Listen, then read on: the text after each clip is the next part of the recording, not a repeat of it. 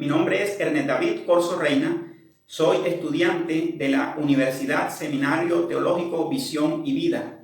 Y en esta oportunidad, junto a mis compañeras María Cristina Manosalva y Ledis Montero, les vamos a hablar a ustedes sobre la carta a los Gálatas, una de las más importantes cartas escritas indiscutiblemente por el apóstol Pablo, aproximadamente a eso del año 54 después de Cristo, cuando se encontraba en su tercer viaje misionero en la ciudad de Éfeso, en donde le llegó noticias de que un grupo de cristianos judíos estaban en las iglesias de Galacia exigiéndole a los gentiles y diciéndoles que para obtener la salvación debían circuncidarse y además cumplir los preceptos de la ley mosaica.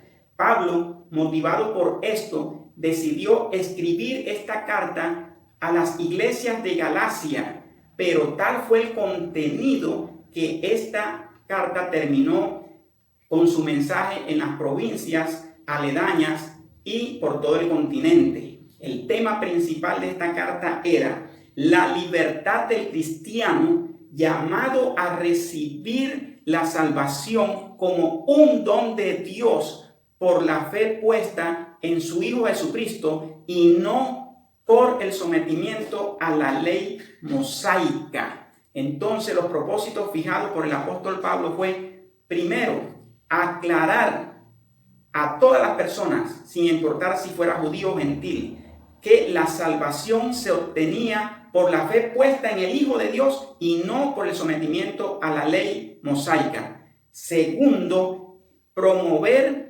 la vida en el Espíritu y amonestar por los deseos y las pasiones de la carne. Tercero, defenderse contra las difamaciones que estaban haciendo ese grupo de cristianos judíos en contra de él. Y cuarto, distinguir entre el antiguo convenio de Dios con Moisés y el nuevo convenio en Cristo. Ahora les voy a dejar en compañía de María Cristina. Mi nombre es María Cristina Sánchez y quiero compartir en el día de hoy una porción de la palabra a través del libro de Gálatas capítulo 1 y 2. Vemos en el capítulo 1 que Pablo hace un saludo breve y seco, preocupado por el peligro de que pudiera perderse toda la obra realizada en la iglesia de Galacia. Pablo hace referencia a la autoridad apostólica dada no por hombre, sino a través de la obra redentora de Jesús en la cruz. Les recordaba su antigua naturaleza a través del judaísmo y la persecución implacable que él hacía a los cristianos. A través del encuentro en la cruz, a Pablo le es revelado el origen divino de la esencia del evangelio y que además fue comisionado con el propósito de evangelizar a los gentiles. Vemos en el capítulo 2 que Pablo se dirige a Jerusalén por revelación. Y allí es aceptado el evangelio de la gracia a los gentiles. Y él percibe cómo quisieron someter en esclavitud a los nuevos creyentes gentiles. Y Pablo expone el caso de Tito, que no fue obligado a circuncidarse ni siquiera en Jerusalén. Y por fin Jacobo, Pedro y Juan reconocen la gracia especial que Pablo había recibido como apóstol de los gentiles, dándole su apoyo junto a Bernabé para evangelizar las naciones. Pablo confronta a Pedro con su religiosidad y legalismo, obligándolo a los gentiles a judaizarse, reclamándole su hipocresía, ya que aunque él no anduvo con Jesús, es testimonio y fruto del bautismo en la cruz. Pablo les habló de la nueva vida en Cristo, justificado por la fe en el Hijo de Dios a través de la cruz. Bueno, hermanos, esto es todo. A continuación los dejo con mi hermana Ledis Montero. Ella les hablará acerca de los capítulos 3 y 4 de Gálatas. Gracias.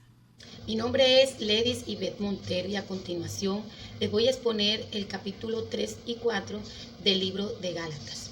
Sesión doctrinal La Fe, del 1 al 5, y Pablo los llama insensatos, necios, ya que se habían olvidado que recibieron el Espíritu por el oír con fe y no por las obras de la ley. Tenemos el ejemplo de Abraham.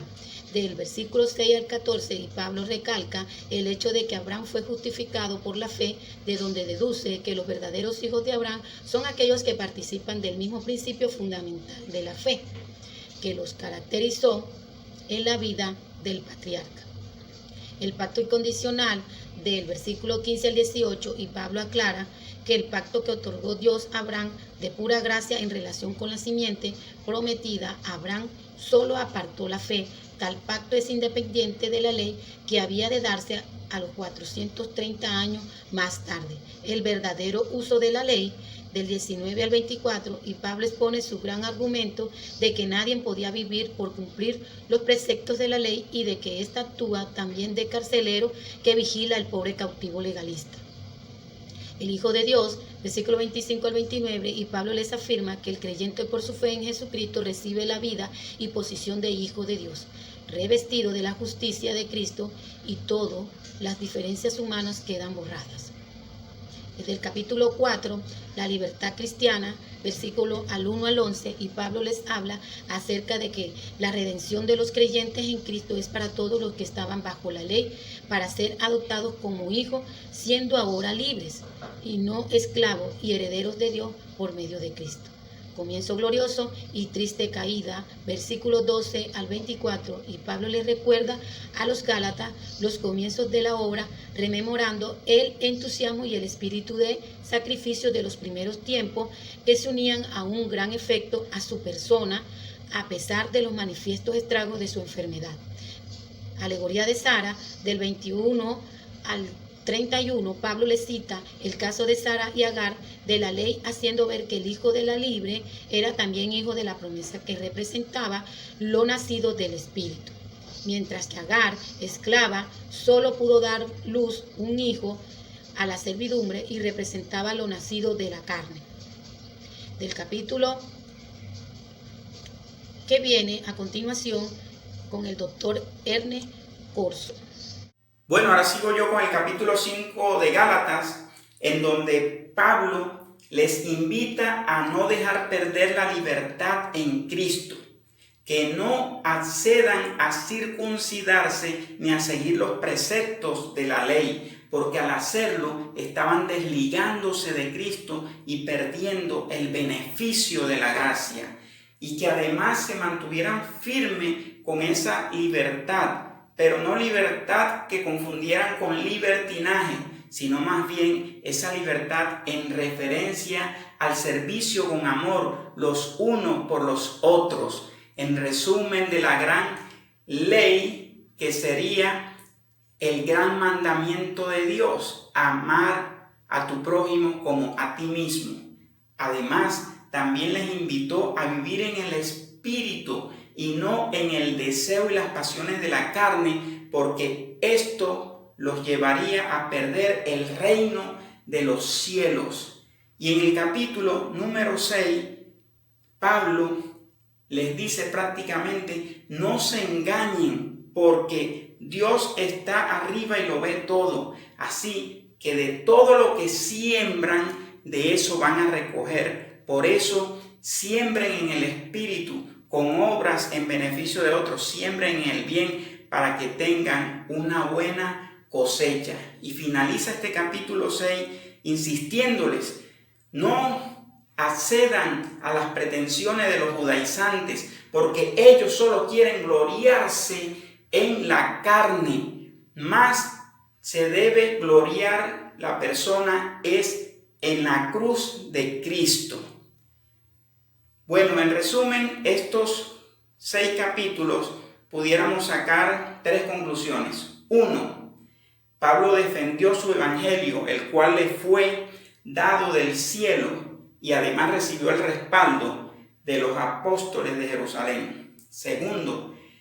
Pablo deja claro que en Cristo somos libres del yugo de la ley y que el evangelio de Cristo forma la gran familia multiétnica de Jesús y Abraham, en donde todos somos llamados sin importar nacionalidad ni condición de la persona. Y 3, Pablo muestra cómo se transforma la persona con el poder del Evangelio y el poder del Espíritu Santo. Muchas gracias, que Dios les bendiga.